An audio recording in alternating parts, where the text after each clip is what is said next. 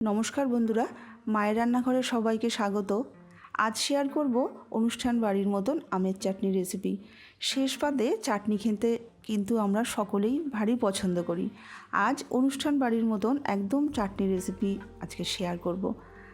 চাটনি বানানোর জন্য আমি এখানে 4টে কাঁচা আম নিয়েছি। এবার এই একটা ছুরি দিয়ে আমগুলোকে আমি কেটে নেব।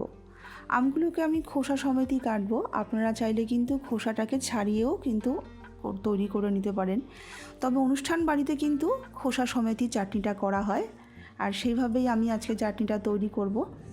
আমি এইভাবে লম্বা লম্বা করে আমগুলোকে কেটে নেব। আমি খোসা সমেতই কেটে নেব, সমস্ত আমগুলোকেই আমি এইভাবেই কেটে নেব। এইভাবে লম্বা লম্বি করে কেটে নিয়ে যে বীজটা আছে সেগুলোকে আমি ফেলে দিচ্ছি। দেখুন লম্বা লম্বা করে কেটেছি। সমস্ত আমগুলোকেই আমি এই একইভাবেই কেটে নেব। আমগুলো সমস্ত কেটে আমি থালায় রেখে দিয়েছি। এবার একটা বাটির মধ্যে বেশ অনেকটা পরিমাণে জল নিয়ে আমগুলোকে ভিজিয়ে রেখে দিচ্ছি 5 মিনিটের জন্য। সেই সময় আমি মশলাটাকে তৈরি করে নেব। গ্যাসে আমি একটা ফ্রাই প্যান বসিয়ে দিয়েছি। ফ্রাই প্যানে দিয়েছি ছোটো চামচের 1 চামচ 5 ফোড়ন আর 1/2 চামচ মৌরি আর একটা গোটা শুকনো লঙ্কা। গ্যাসটাকে লোতে রেখে মশলাটাকে একটু ভেজে নেব। যখন সুন্দর গন্ধ বেরোতে শুরু করবে গ্যাসটাকে অফ করে দেব। তারপরে মশলাটাকে নামিয়ে একটু ঠান্ডা করে নেব। একটু চামচ দিয়ে ছড়িয়ে দিচ্ছি যেন মশলাটা আমার তাড়াতাড়ি ঠান্ডা হয়ে যায়।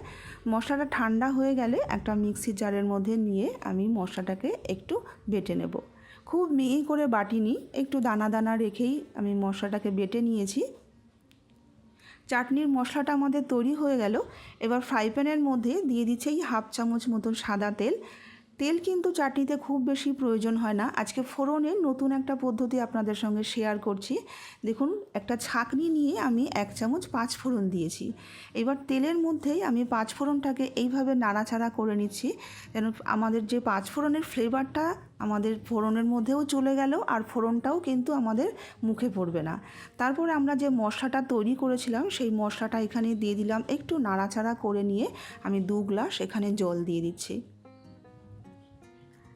ফোড়নটা বন্ধুরা আমি ছাঁকনি দিয়ে দিলাম এই কারণেই, বাচ্চারা কিন্তু যখন চাটনিটা খায় তখন কিন্তু এই ফোড়নটা যখন ওদের মুখে পড়ে ওরা কিন্তু বড্ড বিরক্ত বোধ করে। এই কারণেই আমি এইভাবেই ফোড়নটা আমি দিয়ে থাকি, তাই আপনাদের সঙ্গে শেয়ার করলাম। এবার আমি দিয়ে দিলাম এখানে 200 গ্রাম চিনি। আমি 1 বাটি চিনি দিলাম, ওজন হিসাবে 200 গ্রাম আছে। চিনিটাকেও খুব ভালো করে মিশিয়ে নিয়ে আমি জলটাকে এইভাবে খুব ভালো করে ফুটতে দেব। জলটা যখন একটু ফুটে যাবে তখন এখানে আমগুলোকে দিয়ে দিচ্ছি। চিনিটা কিন্তু নির্ভর করে আমটা কতটা টক বা আপনি কতটা চাটনির মিষ্টিটা পছন্দ করে সেই বুঝেই কিন্তু এখানে চিনিটা নির্ভর করবে। আমি এখানে মোটামুটি 200 গ্রাম মতন চিনি দিয়েছি। এবার আমি স্বাদ মতন এখানে নুন দিয়ে দিচ্ছি, 1/2 চামচ মতন নুন দিয়ে দিচ্ছি। নুনটাকে দিয়েও খুব ভালো করে মিশিয়ে নিয়ে ঢাকা দিয়ে এটাকে গ্যাসটাকে মিডিয়ামে রেখে আমি 10 মিনিট মতন একটু রান্না করে নেব। 10 মিনিট বাদ আমি ঢাকনাটাকে খুলে দিচ্ছি। দেখুন আমি একটু চেক করে নিচ্ছি আমাদের আমটা সুন্দর সেদ্ধ হয়েছে কি না। দেখুন আমটা কিন্তু সুন্দর সেদ্ধ হয়ে গেছে, আবার কিন্তু গলেও যায়নি। আমটাকে কিন্তু এইভাবেই কিন্তু সেদ্ধ করে নিতে হবে।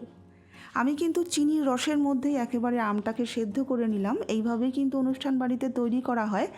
আপনারা যদি চান তাহলে কিন্তু আমটাকে আলাদাভাবে সেদ্ধ করে নিয়েও তারপরে কিন্তু এইভাবে চিনির রসের মধ্যে দিয়ে চাটনিটাকে তৈরি করে নিতে পারেন। তারপরে যে মশলাটা তৈরি করেছিলাম সেটাকে ভালো করে মিশিয়ে নিয়ে আমি গ্যাসটাকে অফ করে দিচ্ছি। এবার এটাকে একটু ঠান্ডা হতে দেব। ঠান্ডা হয়ে গেলে এটাকে সার্ভ করব। দেখলে মনে হচ্ছে চাটনিটা কিন্তু যথেষ্ট পাতলা। বন্ধুরা এটা কিন্তু ঠান্ডা হয়ে গেলে এটা কিন্তু আরও গাঢ় হয়ে যাবে। আমি ঠান্ডা করে নিয়ে সার্ভ করছি, কেননা চাটনিটা একটু ঠান্ডা খেতেই ভালো লাগে। আশা করি আজকের রেসিপি ভালো লাগলে একটা লাইক করে দেবেন, সকলের সাথে শেয়ার করে দেবেন। প্লিজ আমার চ্যানেলটাকে সাবস্ক্রাইব করে আমার পাশে থাকবেন।